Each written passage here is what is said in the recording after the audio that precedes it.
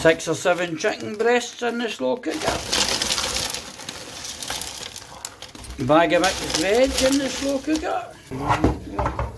It's hard to hold the phone and do this. Hey, my lovely wee assistant, can you open that? Assistant. And that one. This week the broth, the stock we're using is some chicken and coriander soup. And it goes pop. Carrot and coriander. What did I say? Chicken. Chicken and coriander, carrot and coriander, all wee chicken and coriander. And boom. And it goes. Job done. I will add some rice.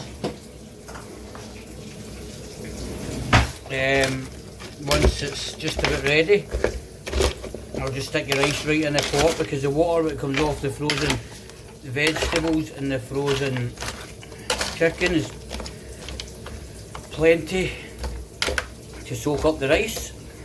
Job done. Millie's dinners for the week.